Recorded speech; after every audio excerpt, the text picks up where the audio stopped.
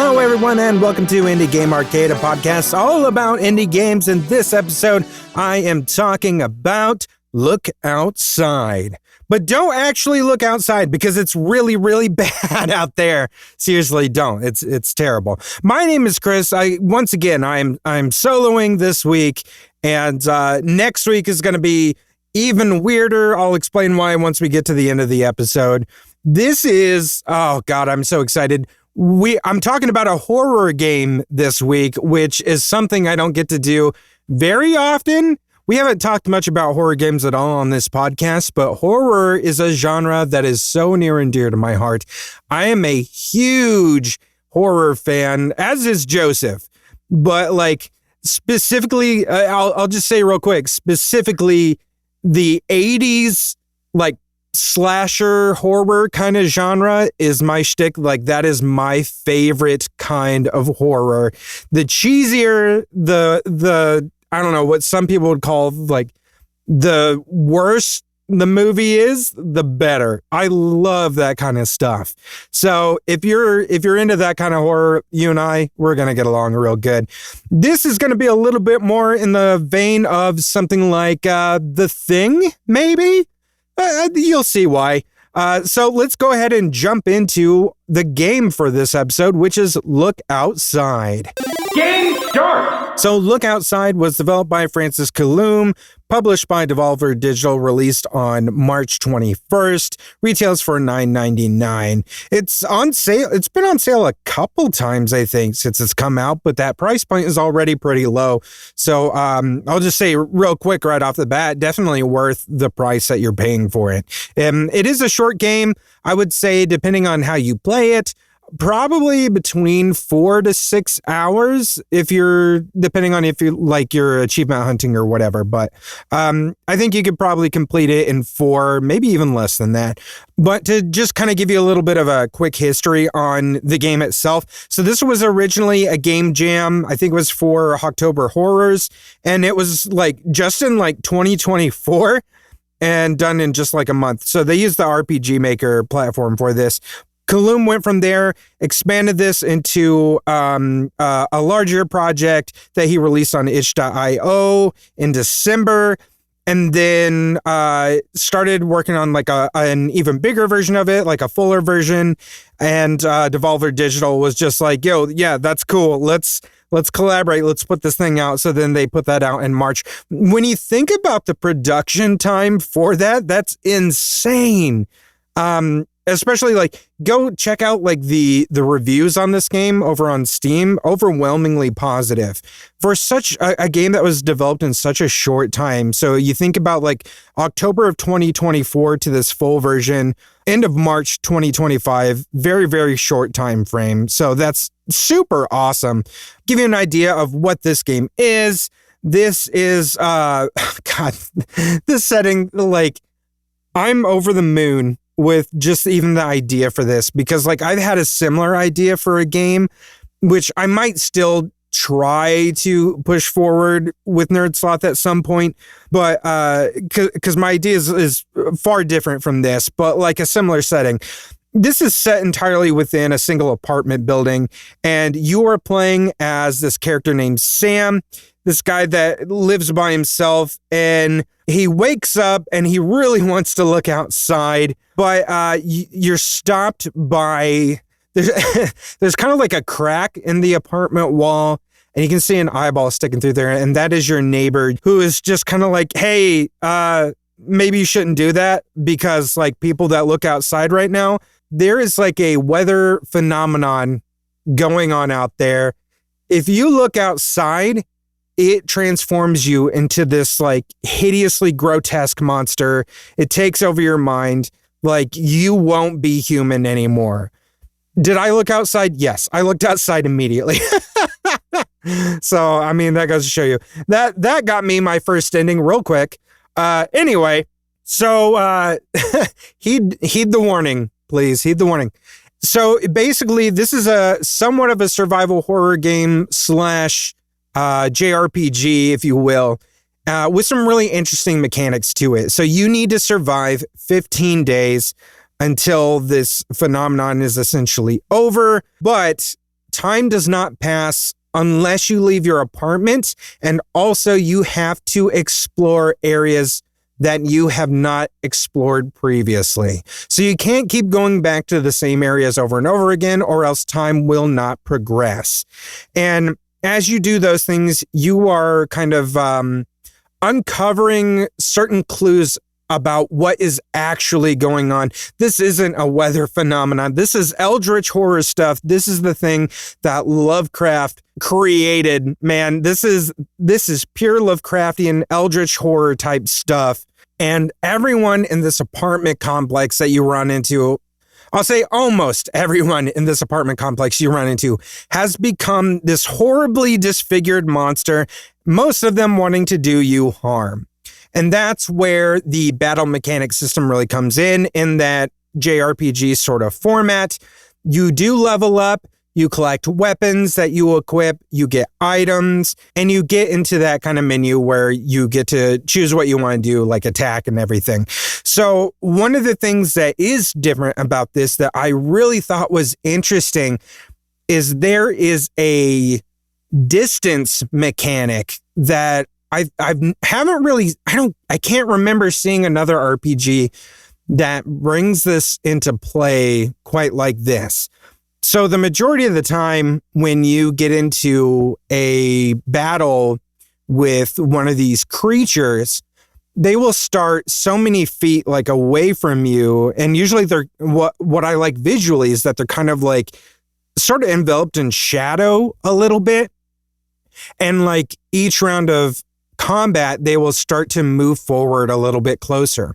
So the things that you can do personally, whether you want to attack or anything, might depend on how close or how far they are from you. So you might really have to rely on like a ranged weapon for so long until they get within a certain distance of you. And then you can use, like, let's say your baseball bat or something, which is one of the I think the first weapons that you really find when you're playing the game. So I think that's a really cool and interesting mechanic. And there are like variations within that as well. And obviously like different kind of status effects and all that good stuff that come with an RPG like this. So with that said too, there's not only the idea of you having to explore to kind of make time move along. You also have to take care of yourself or Sam, essentially. You have to gather resources like food, hygiene products, crafting materials to make items and stuff, all to maintain your well-being. Because if you don't, there are consequences to those things like status effects. And so that's one of those things that you have to balance along with the idea of having to do the combat and everything to pass the time. So once you go back to your apartment, which you do need to do, you go there, you can cook, you can clean up, you can make objects, and you can interact with visitors that come by your apartment, and that will affect your stats and progression and everything. So there is, because this, like I said, it's kind of like a JRPG, you will also start adding party members too as you keep exploring. There's one that is like this, oh my God, this kid who definitely looked outside is what I will say. Oh, I feel so bad for this kid. He'll join you. There's also the little rat baby thing. There's various like party members that you will get, and they will also level up as well. But you do need to go back to your apartment complex and stuff for all that stuff for like the experience points to add up and everything. So there's that. There's also like random events that will take place. Like people will show up at the door. There are choices that you can make that will affect how the game progresses. So there's like different paths narratively that this game can take, which also means obviously there are multiple endings. I don't know exactly how many there are. I think 4. Like, I'm not entirely for sure on that. So you can, take that with a grain of salt. But one of the big things I really enjoy about this, because those that know me know I love lore, and this game is rich with it as you do more exploring, as you find clues as to what's going on, and especially as you talk to like these cultist guys. And like you'll see these dudes in these robes and they kind of talk about how, again, man, I don't want to spoil too much, but I'm just so excited because I literally just played this like right before I came in to record. They will talk about how they knew this was coming. And what it is like this entity they refer to as like the Visitor. And like this, they have this order, like this cult. And you learn quite a bit from them. But like, you kind of suspect really quick that they might not be on the up and up either. If you're familiar with Lovecraft and that style of storytelling and writing, like, I think you're going to understand sort of the vibe going on here. If you're drawing any conclusions, you're probably right as far as some of the story beats to kind of expect. However, it's like not unwelcome, man. This is like a game that I feel like was really made for fans of this style of horror and storytelling. And one thing that really adds to it too is the visuals. It is a really gritty, gross looking game. I mean, it's all pixel art, but somehow, even just using pixel art, everything looks so dirty, so gross and grimy and grungy. I think a lot of that comes down to like the choice of the color palette.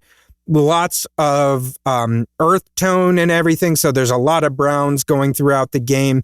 But where everything really shines is the creature and NPC design. And like those visuals are absolutely mind-boggling. And there's like, I think I read there's like 150 different enemy designs for this game. And for a small game, and especially, like I said, one that was designed in such a short span of time, that's a huge accomplishment. They are so grotesque in a very, again, I'm going to go back to The Thing, in a very The Thing way. And I would say even like takes that approach and runs with it. This is extreme body horror. And that's really just like covering the, like your neighbors and stuff in the apartment complex. There are other things in there that you have to deal and contend with as well, like on top of that, which like, I won't go too far in, but like I did kind of mention like the rat baby thing. There's like, other stuff, obviously to contend with as well. But the aesthetic of this thing is just absolutely grotesque. So if you are a fan of that kind of style and want to see it in like pixel art form, man, they did a really good job.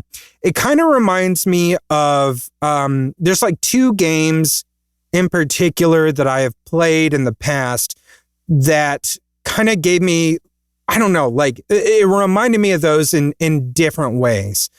I think the one that it reminds me of the most so far is a game called Lamentum, which is somewhat like this, except more of like I think kind of 1800s, maybe 1700s kind of time frame.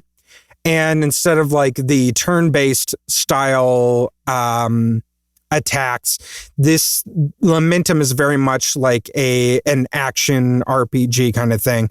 But very grotesque artwork within that, still with like pixel art and everything.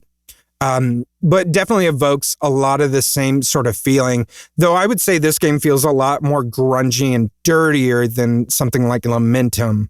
But a game that is less gory, but still gives you that feeling of dirty and grungy, I would say is Distraint.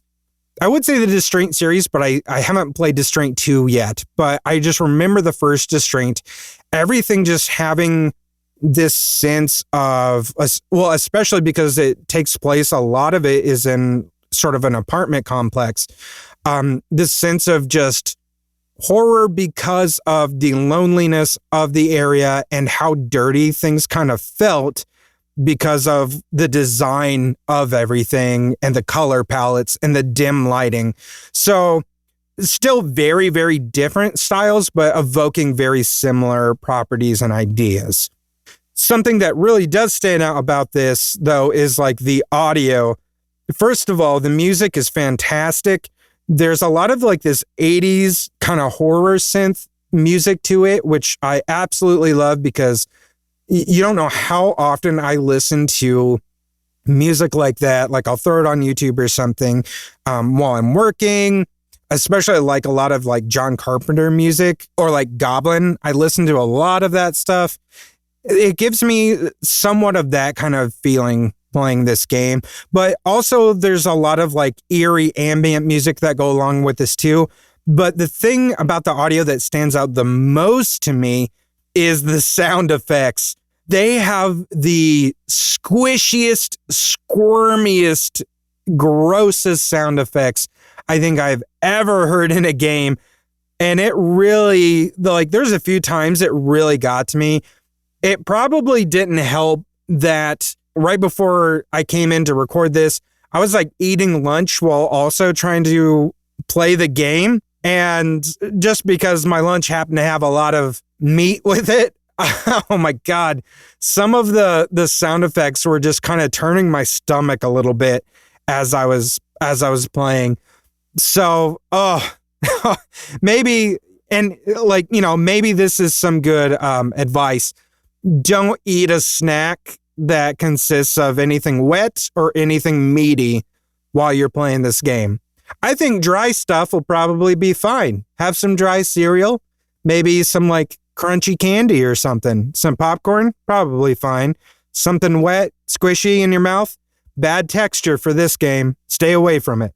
But that all aside as well, like this game actually has some really deep story to it. Like it's not all just blood and guts and grit and gross. Like there's some real character development within this thing. And especially like there is a kind of gut punch moment that I got to where I literally said the words, "Oh no," out loud because of something that happened to a character that like I was kind of expecting, but I think I was in denial. I didn't want to see it. And I saw it and I was very, very sad and didn't want to deal with it. But that just kind of goes to show again that this game was very well done.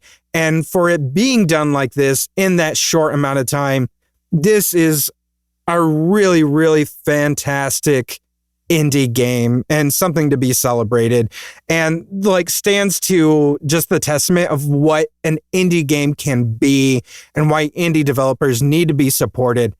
So I just want to say, like, if you have not been convinced, please go give this game a shot.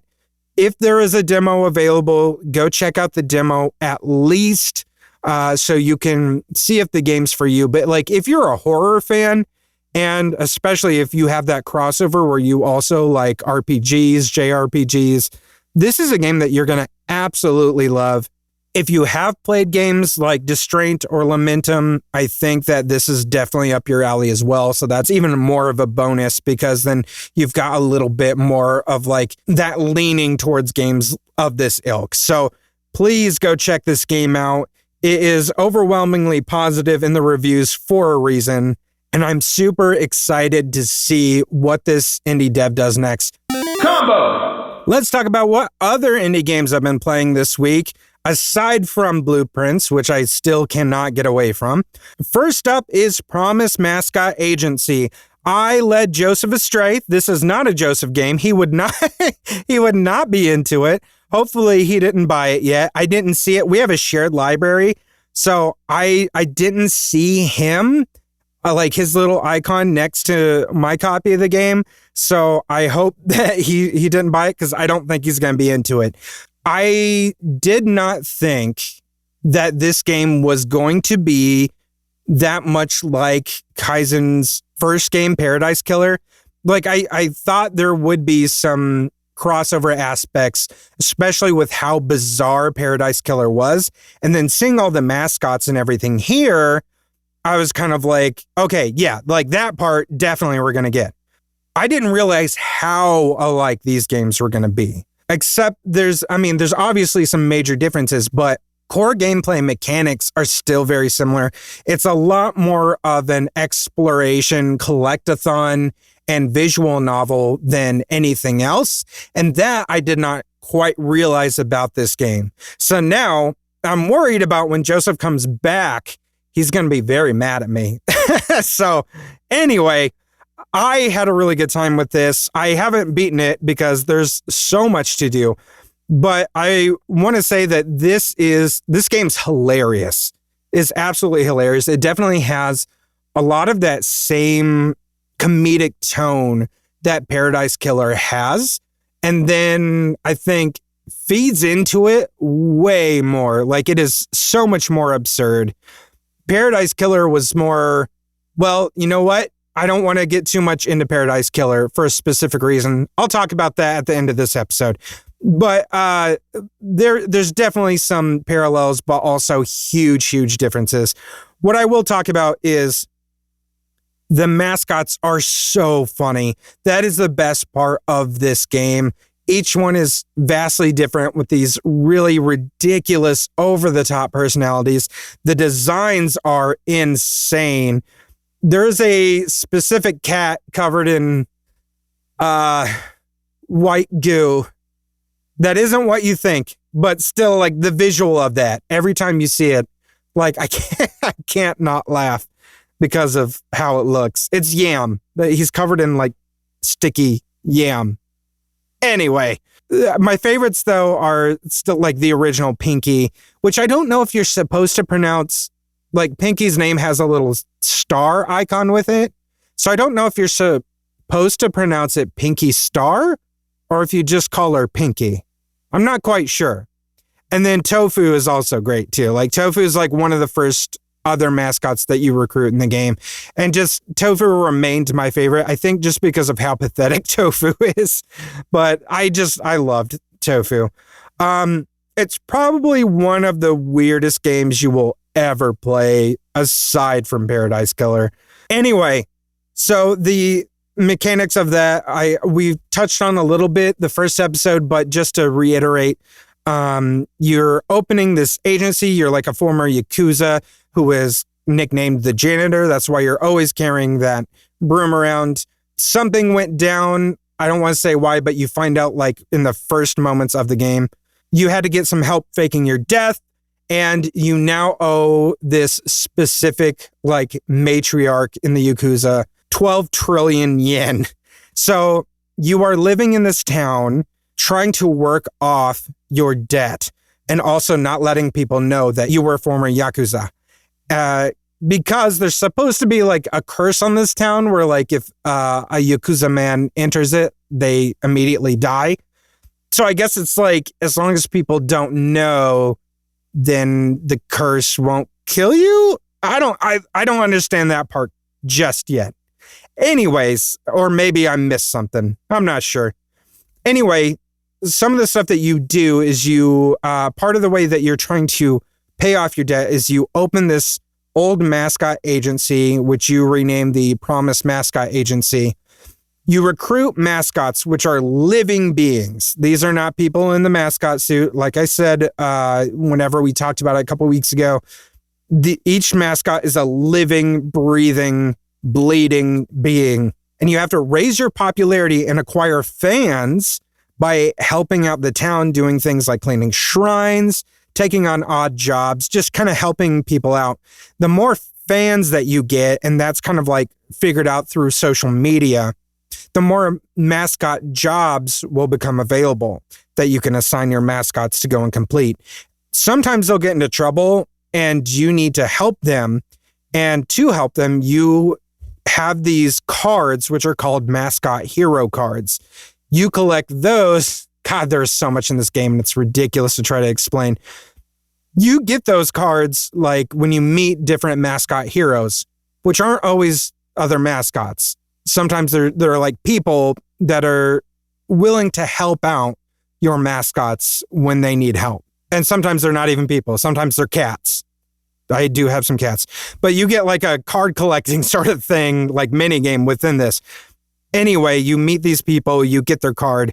when your mascot gets in trouble, you select which cards you want to play to go help them. So like an example, Tofu on one job got stuck in this door because he's just too big for the door. I had to send this girl to go help get him unstuck. So that was like part of it. And it's kind of like they'll still complete the job, but you don't get paid as much because the customer isn't satisfied. So if you don't help them, then you don't get all the money, that you want. So you're doing all these things to help pay off your debt to, the matriarch, kind of like I was talking about. However, you can like keep building and building your agency till it becomes like this huge sprawling empire that you're managing. And like the amount of stuff you have to manage just keeps growing and growing and growing and growing. With all these mascots, with subcontractors, with their own mascots, it is insane. And I love it. You can like upgrade a lot of what you're doing when you're exploring, you're doing by your truck, this old pickup truck you're driving around. And you can upgrade that truck. You can get something to like add wings onto it so you can fly around, which is my favorite part. So if this sounds weird and insane, it's because it is. I also really love the art for this. All the illustrations for every mascot are fantastic. They do like this they have Japanese voice actors for absolutely everything. Like regardless of what country you're in, you like see the text in English, let's say if you're an English speaker, but the voiceover dub is Japanese, no matter what. And I really love that. It just kind of adds to like the flavor of the game, the aesthetic. And then there's also like the CRT filter that you can do for like the overlay to kind of give it like that old VHS sort of like look to the whole thing, which just, really just adds to it. And man, this is a game I can pump hours and hours and hours into. Like this could easily be the game that I spend the most time in. But I to be honest, out of the two, I'm sucked way more into Blueprints, at least at the moment. But we'll see, because this game is honestly really fascinating and interesting. So if only I had more time to devote to every game I want to play, but I have to be picky and choosy. So anyways, I also want to talk about a game that a dev submitted to us. This is Ways of Alchemy by Rocket Brush Games. There is no release date on this just yet, but you can see a Let's Play over on our YouTube channel of the demo that was sent to us. This is a deck building and resource management sim where you are an alchemist taking over for your deceased grandmother.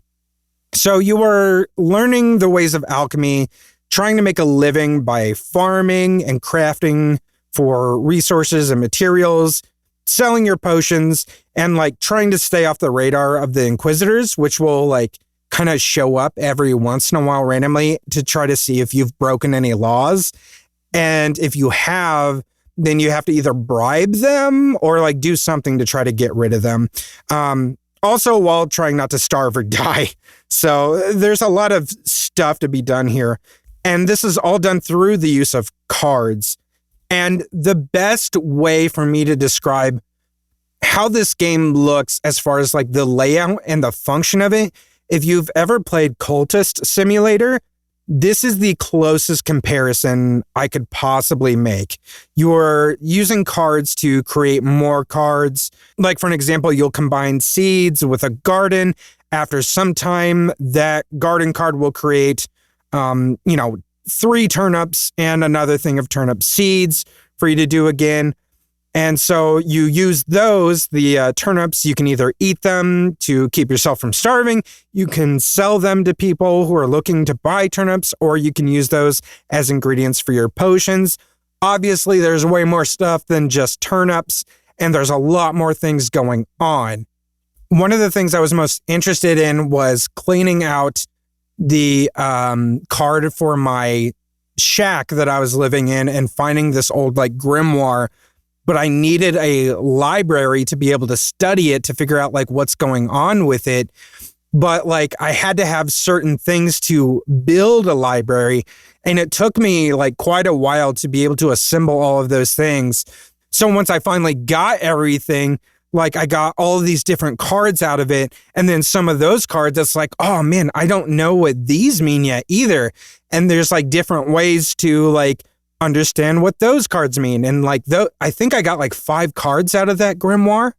So you can see where you originally start with just like you as a card, like the alchemist, and like your shack.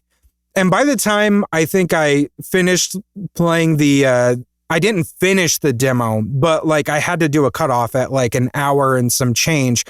Like I had so many cards that there's so much stuff to do. And the more that you explore certain cards, the more stuff you will get out of it.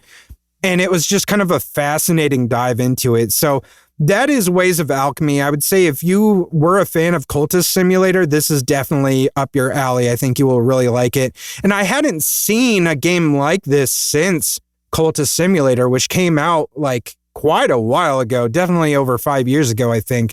I wanted to say it was 2019, but it might even be farther back than that. So anyways, thank you so much to Rocket Brush Games for sending us your demo. I had a lot of fun with it, and I'm excited to see what the full release brings. Final round! As far as upcoming games on our radar, wish list, or play calendar, I've got 2 I want to bring for you. The first is called Out of Hands. This releases on April 22nd. This is a super weird psychological horror card game that uses photographs of mixed media. So there's lots of photos, there's video, there's sculptures. It kind of looks like this weird Junji Ito drug trip kind of thing, and I am totally here for it. So it might be like a little bit of a deck builder, but I think it's a little bit more of like completing a story, but you are using cards, but these cards are like pictures of like hands doing various like shapes and stuff. Like I'm backing myself into another one of those corners where I'm trying to explain it and it makes less sense the more I say. But I'll just say this. Go to Steam, search Out of Hands, and you'll see what I mean. This looks absolutely bizarre. But in a very, very good way. Like I'm very excited for this. This has been on my radar for several months, actually. So excited to see how this turns out. The other game that I'm very excited for is Beholder Conductor, which comes out on April 23rd. I talked about this a lot during our Steam Next Fest episode. This is the 4th game in the Beholder series, a prequel to the original, where you are a conductor on a train where it is your job to spy on people under an authoritarian government and report them while you are running your train. You can choose to either help them or you can hinder them. It's really up to you, but it's always going to come with consequences, like no matter what you choose. I absolutely love and adore the Beholder series.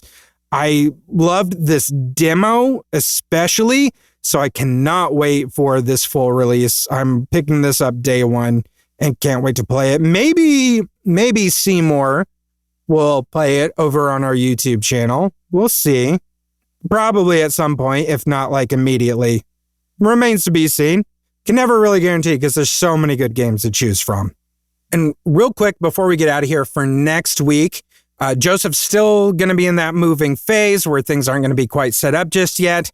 I'm also going to be unavailable, but you're not going to go without because I am pre-recording a couple of like special episodes where I'm going to take a look at 2 specific games that I love from the past that are semi-relevant to the conversations from this episode specifically. So there's going to be an episode talking all about Beholder and an episode talking all about Paradise Killer. That's why I did not want to talk too much about Paradise Killer earlier in this episode. So if you want to hear those episodes, please tune in to next week. Otherwise, in 2 weeks, Joseph will finally be back and we'll be doing our normal thing once again, talking about new and upcoming indie games.